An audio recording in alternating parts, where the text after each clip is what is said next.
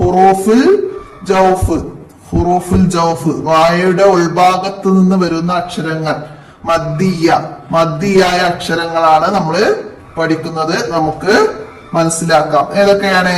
അലിഫ്, വാവ്, യാ. വായയുടെ ഉൾഭാഗത്ത് നിന്ന് വരുന്ന മദ്ദിയായ അക്ഷരങ്ങൾ, അതായത് മദ്ദക്ഷരങ്ങളായിട്ട് അലിഫും വാവും യാവും വരുന്നതാണ് നമ്മൾ മനസ്സിലാക്കേണ്ടത്. അപ്പോ വായയുടെ ഉൾഭാഗത്ത് നിന്നാണ് അലിഫും വാവും യാവും. നമ്മൾ കഴിഞ്ഞ പാഠത്തിൽ വാവ് രണ്ട് ചുണ്ടുകളിൽ നിന്ന് വരുന്ന അക്ഷരമായിട്ട് നമ്മൾ പഠിച്ചതാണ് വാവ്. അപ്പൊ ഇത് മദ്ദക്ഷരമായിട്ട് വരുമ്പോൾ വായയുടെ ഉൾഭാഗത്ത് നിന്നാണ് വരുന്നത്. വാവില്, അതായത് മദ്ദക്ഷരം അല്ലെങ്കിൽ വാവില് രണ്ട് ചുണ്ടുകളുടെയും മധ്യഭാഗം അല്പം തുറന്നിട്ടിട്ടാണ് നമ്മളെ ഉച്ചരിക്കുന്നത്. മധ്യായ അക്ഷരമായിട്ട് വാവ് വരുമ്പോൾ അത് നമ്മള് വായുടെ ഉൾഭാഗത്ത് നിന്നാണ്. അപ്പൊ അത് മനസ്സിലാക്കാം.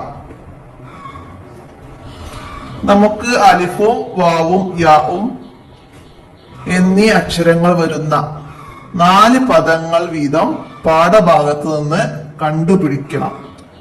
അത് ഇവിടേക്ക് എഴുതി പരിശീലിക്കാം. 4 ഉദാഹരണങ്ങൾ അലിഫും വാവും യാവും വരുന്ന. നമ്മള് ഇപ്പോ ഇവിടെ 6 സൂറത്തുകൾ പറഞ്ഞിട്ടുണ്ട്. അപ്പൊ അതിൽ നിന്ന് ഏതെങ്കിലും ഒരു സൂറത്ത് എടുത്തിട്ട് അലിഫും വാവും യാവും മദ്ദക്ഷരങ്ങളായിട്ട് വരുന്നത്, അതായത് ഫതഹയെ നീട്ടാൻ അലിഫും, ലമ്മയെ നീട്ടാൻ വാവും, കസറയെ നീട്ടാൻ യാവും വരും മദ്ദക്ഷരമായിട്ട്.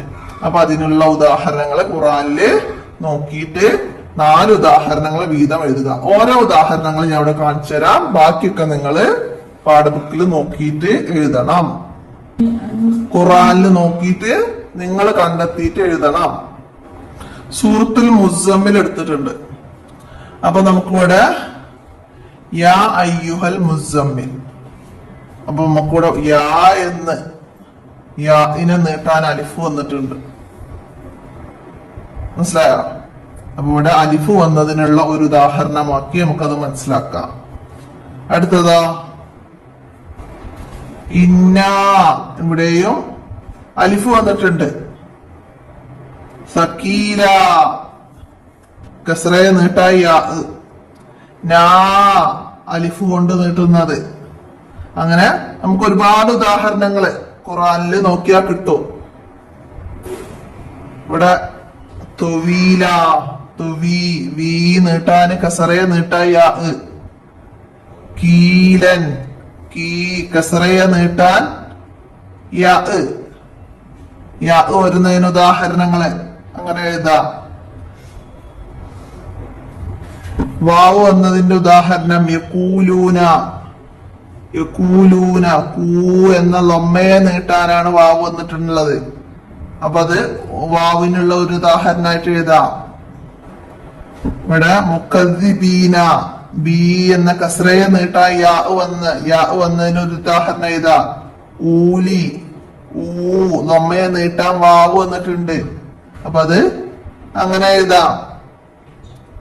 അപ്പൊ അതൊക്കെ മനസ്സിലാക്കുക. അലിഫും വാവും യാവും മദ്ദക്ഷരങ്ങളായിട്ട് വരുന്ന ഉദാഹരണങ്ങളാണ് നിങ്ങള് ഖുറാനിൽ നോക്കിയിട്ട് എഴുതേണ്ടത്. അപ്പൊ ഖുറാൻ എടുക്കുക, നിങ്ങളെ പാഠഭാഗം എടുക്കുക. അതില് ഒരുപാട് അക്ഷരങ്ങൾ നമുക്ക് കണ്ടുപിടിക്കാൻ കഴിയും. അപ്പൊ 4 ഉദാഹരണങ്ങൾ വീതം നിങ്ങൾ എന്തായാലും സ്വന്തമായിട്ട് കണ്ടെത്തി എഴുതുക. അതിന് നിങ്ങൾ പരിശ്രമിക്കണം. എല്ലാം നമ്മൾ കാണിച്ചു തന്നാല് നിങ്ങൾക്ക് മനസ്സിലാവൂല എന്താണ് മദ്ദക്ഷരം എന്നൊക്കെ. അപ്പൊ നിങ്ങൾ എല്ലാവരും അത് പരിശ്രമിച്ച് കണ്ടെത്തണം.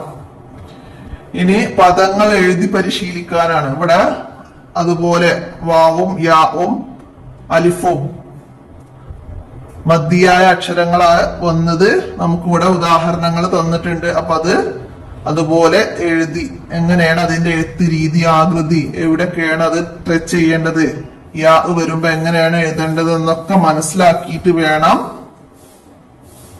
എഴുതി പഠിക്കാൻ. ഊഹിയ, ഊഹിയ, ഊ നീട്ടാൻ വന്നു മനസ്സിലാക്കുക.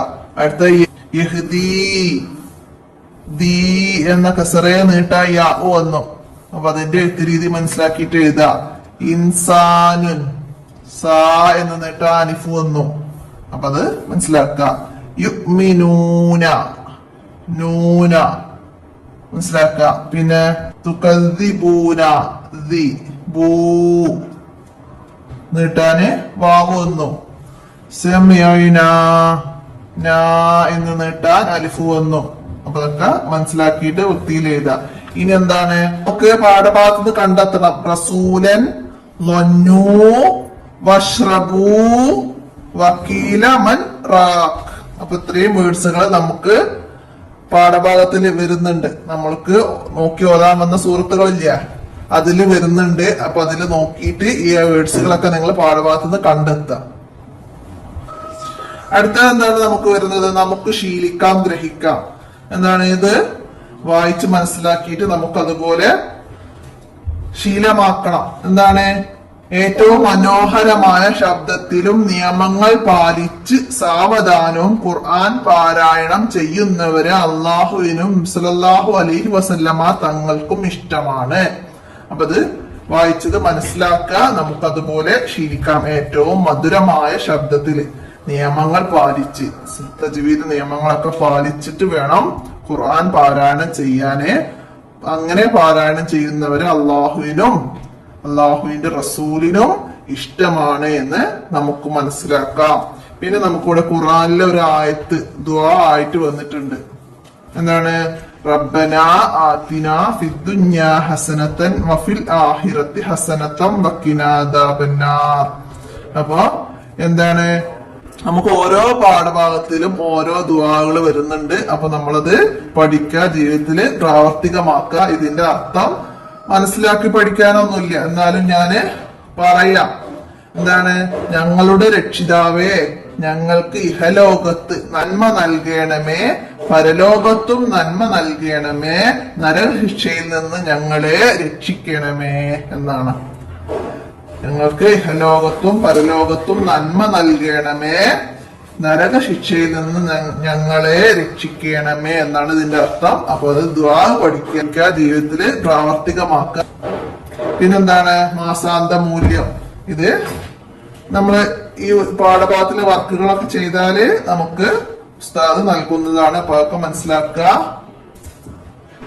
അപ്പൊ നമുക്ക് രണ്ടാമത്തെ പാഠഭാഗമായിട്ട് ഹുറൂഫുൽ ജൗഫ് എന്നതാണ് വന്നത്. അപ്പൊ എല്ലാവരും മനസ്സിലാക്കി പഠിക്കുക. വായുടെ ഉൾഭാഗത്ത് നിന്ന് വരുന്ന അക്ഷരമാണ് അലിഫ്, വാവ്, യാ എന്നാണ് നമ്മളിവിടെ മനസ്സിലാക്കേണ്ടത്. അത് മദ്ദിയായ അക്ഷരങ്ങളാണ്, മദ്ദക്ഷരങ്ങളായി വരുന്നതാണ്. അപ്പൊ അത് മനസ്സിലാക്കുക. മദ്ദിയായ അക്ഷരങ്ങൾ ഏതെല്ലാം എന്ന് നമുക്ക് ചോദ്യം വന്നാൽ നമുക്ക് എഴുതാൻ കഴിയണം. അലിഫ്, വാവ്, യാ. ഫതഹയെ നീട്ടാൻ അലിഫും, കസറയെ നീട്ടാൻ യാവും, ലൊമ്മയെ നീട്ടാൻ വാവുമാണ്. അതാണ് മദ്ദക്ഷരങ്ങൾ. അതായത് നീട്ടാൻ വരുന്നതാണ് മദ്ദക്ഷരങ്ങൾ. മനസ്സിലാക്കുക കേട്ടോ.